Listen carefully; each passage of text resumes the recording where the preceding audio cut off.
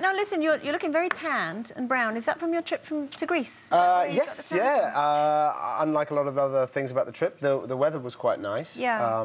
It's not going to stay that long. It's not going to stay very nice for too long because Yeah. they've had kind of quite heavy snow there the last 2 years, which Okay. is Wow. so that's a bit of a serious thing for a lot of the people that are in the camps and the people. So you were visiting refugee camps at Lesbos, was it? Yes. Yeah. Yeah, there's quite a few camps in sort of 5 different islands, but Lesbos is sort of the Camp Moria is sort of kind of one of the main ones, and coming from people that are sort of fleeing from Turkey, going over to there. So what took you there, and what did you see there?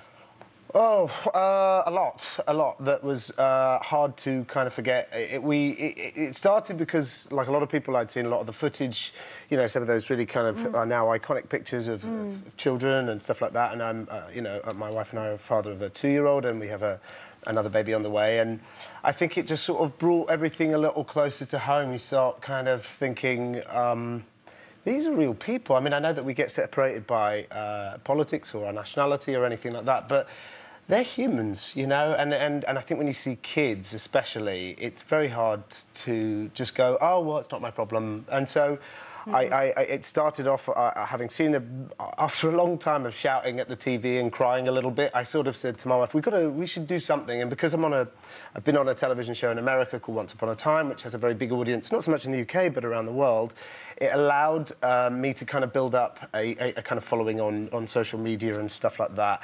And so I was kind of trying to use that little bit of celebrity that I had to kind of steer the spotlight over to what we saw. So and then I sort of became involved with working with Oxfam, who are an incredible organisation. What are the conditions like?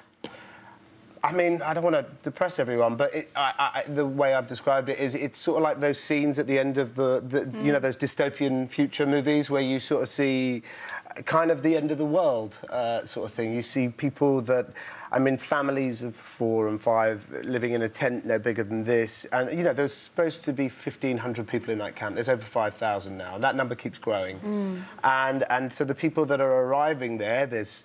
You know, I think we all have the impression that a refugee camp is, once they've fled that difficult area, that they're going to get somewhere that is going to be better. And you know, we spoke to lots of people that had fled Afghanistan.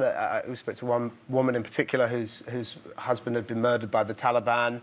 And I was sitting there with my wife and her 2 kids, and this kid was kind of eating chocolate ice cream. And I said, do you want some ice cream? Because I'm guessing, you know, a 4-year-old boy is not going to have ice cream very often. And when his mother started talking about how her husband was killed by the Taliban, then she showed me a picture of his dead body, and the kid just kind of put his ice cream down and kind of pushed it away. It was just... there was a million little things like that. It's very difficult for it not to hit you.